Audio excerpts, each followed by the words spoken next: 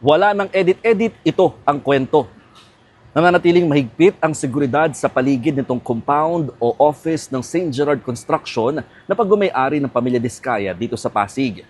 Actually, sabi ng mga residente rito, dati raw maatanaw na mula sa gate, no, yung ilang mga luxury vehicles na makikita sa loob ng building. Pero ngayon, hindi na yan tanaw dahil tinakpan na nila ng mga harang na papel at karton itong mismong malaking gate ng building. At sa ngayon, talagang bago makapasok ang mga sasakyan at mga individual sa loob, talagang sine-check muna ng security personnel. Yan ay matapos ngang maghain ng search warrant ng Bureau of Customs dito sa lugar para i-check yung 12 luxury vehicles sa pagmamay-ari ng mag-asawang Curly at Sara Diskaya. Mga vehicles or mga luxury vehicles na tinitignan at kailangan suriin kung ito daw ba ay dumaan sa tamang proseso ng importation at nakapagbayad ng mga karampatang taxes and fees, no, na naayon sa Customs Modernization and Tariff Act. At kasi kung hindi, ito daw ay dapat talagang i-seize at dapat may managot dito sa batas o sa pamahalaan.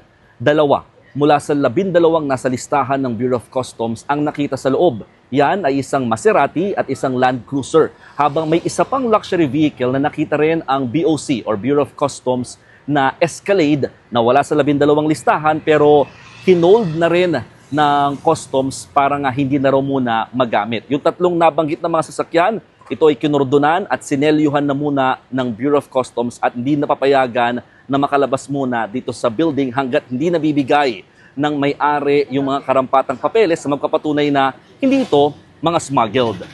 Lumabas ang tagapagsalita ng pamilya Diskaya na si Attorney Cornelio Samaniego III na sinasabi niya na legal ang lahat ng mga pag-acquire ng mga naturang sasakyan at handa ron nila itong ipakita sa customs sa abot ng kanilang makakaya.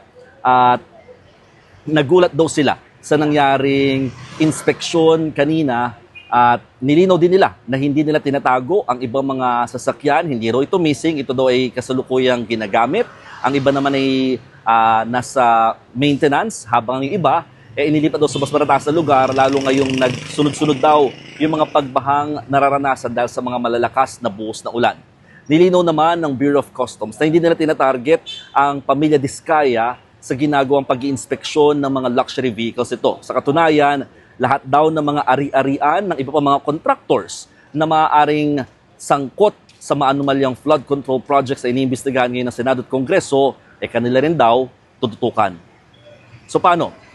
Ako po, Simon Gualvez ng News 5 at yan ang aking storya ngayong araw.